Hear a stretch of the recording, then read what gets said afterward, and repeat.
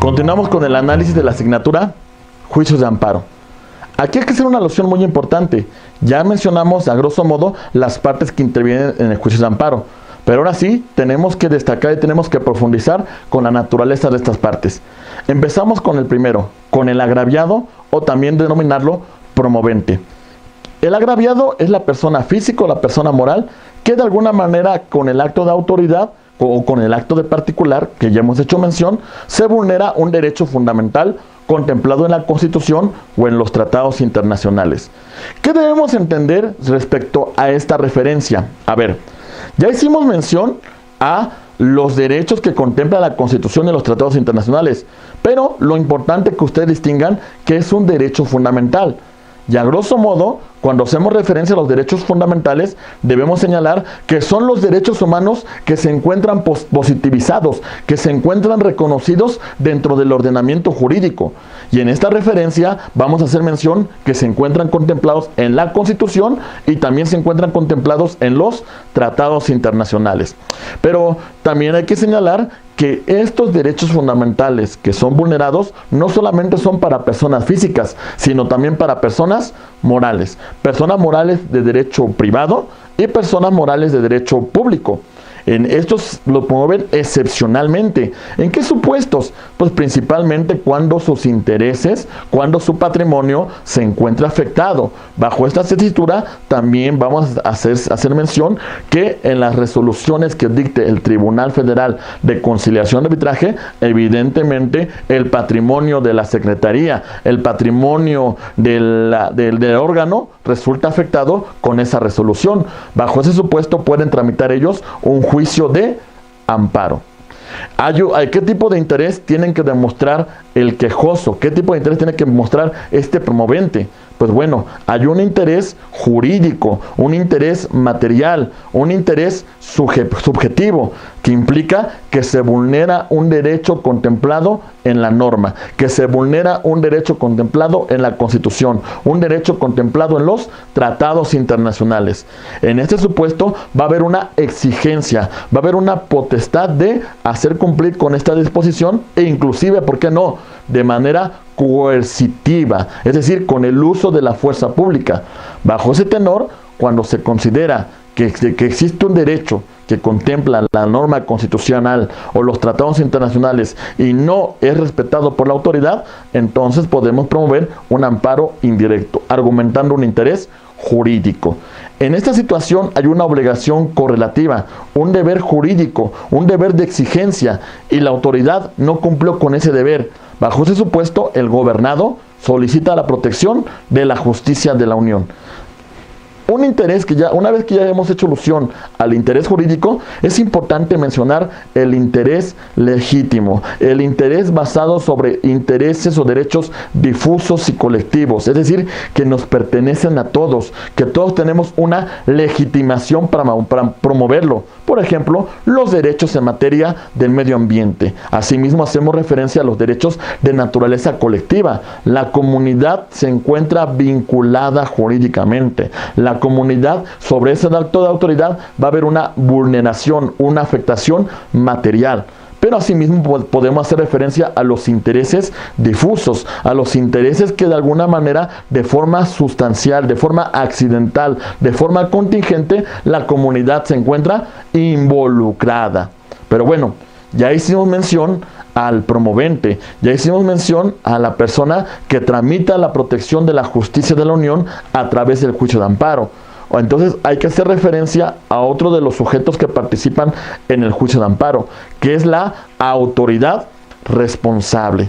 Y cuando hacemos mención a la autoridad responsable, tenemos que decir que es la autoridad con potestad del Estado para realizar actos de autoridad que son unilaterales, que son coercitivos, que son imperativos, y bajo ese supuesto dictan, ejecutan, tratan de ejecutar la ley o el acto que está reclamando, en este caso el promovente. ¿Qué tipos de autoridad existen dentro del juicio de amparo o debemos de conocer?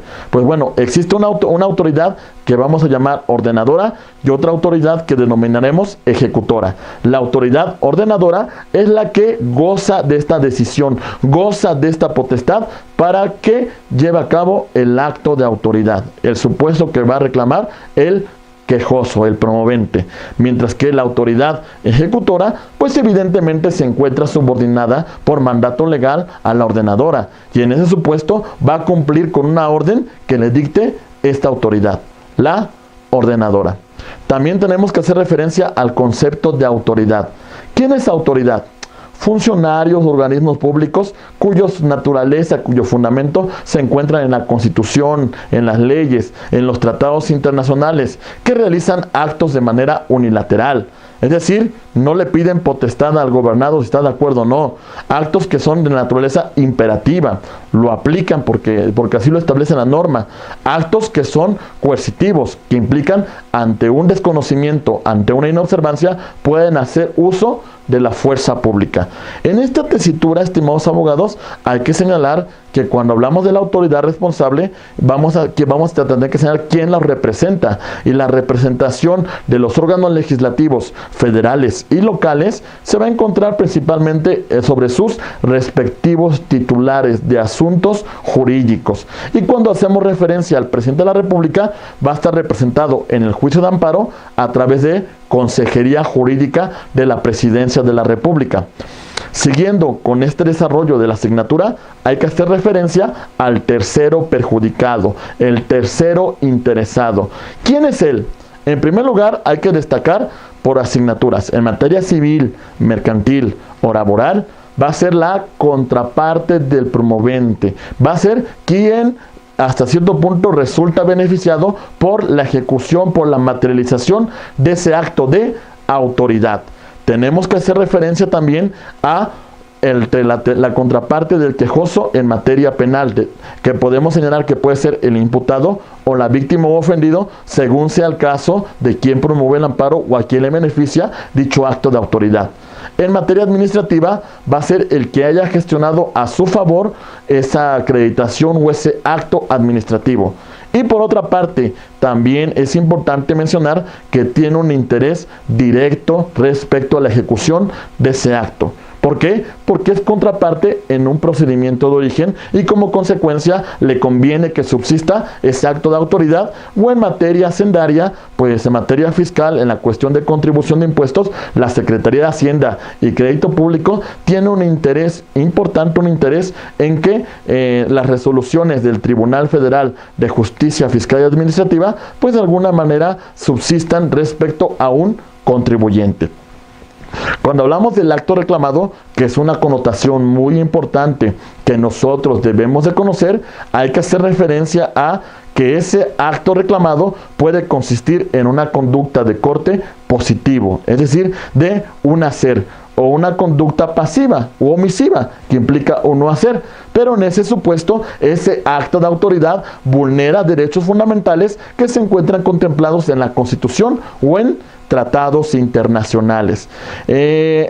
Una vez que hicimos alusión a esto, hay que tomar nota de en qué tipo de actos no procede el juicio de amparo. Señalamos que contra actos que hayan sido consumados de forma irreparable, es decir, ya no tiene efectos el amparo. ¿Por qué? Porque el acto de autoridad se materializó, el acto de autoridad se consumió y como consecuencia ya no se pueden retrotraer sus efectos.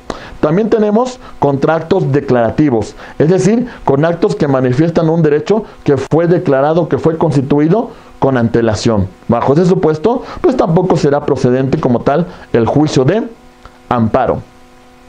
También contra actos que hayan sido consentidos por parte del promovente de forma tácita o de forma expresa. En este supuesto no es procedente el juicio de amparo, toda vez que el mismo promovente consintió su aplicación. También los actos que derivan de estos actos consentidos evidentemente no van a ser objeto de protección del juicio de amparo. Otros supuestos son actos futuros inciertos, es decir, no existe todavía una afectación material, no existe un agravio personal y directo, es una hipótesis, es un supuesto que a lo mejor no ocurre, y en ese supuesto no procederá el juicio de amparo. También contra actos que no existan, en este supuesto tampoco procede nuestro juicio de amparo. Los plazos para la promoción de este medio de control de constitucionalidad. La regla general para señalar cómo se promueve el juicio de amparo es un término de 15 días. Esa es la regla general. Pero claro, existen algunos plazos especiales, como son los siguientes. Referente a leyes autoaplicativas, es decir, que con su simple entrada en vigor me causen un agravio a mis derechos fundamentales, tengo un plazo de 30 días para promover este medio de control de constitucionalidad. Asimismo, tengo un plazo de 30 días para promover este juicio de amparo contra actos derivados de un procedimiento de extradición. Otro punto muy importante es un término de 30 días para la promoción del juicio de amparo para este tipo de leyes con su simple entrada en vigor causa un agravio, como ya hemos hecho mención con antelación. Tenemos también leyes heteroaplicativas, es decir, requieren un primer acto de aplicación. A partir de este acto de aplicación, yo tengo 15 días para la promoción del juicio de amparo. Sobre derechos que deriven en materia agraria, derechos que afecten a ejidatarios o comuneros, ellos tienen un término de 7 años para promover el juicio de amparo. Cuando verse sobre la sentencia definitiva en materia penal que condene a una persona que se haya dictado en un tribunal de enjuiciamiento, entonces la persona que resulta afectada por esa sentencia condenatoria tiene un plazo de 8 años para la promoción del juicio de amparo. Por su parte, tenemos que contra actos derivados del artículo 22 de nuestra Constitución se puede promover el amparo en cualquier momento.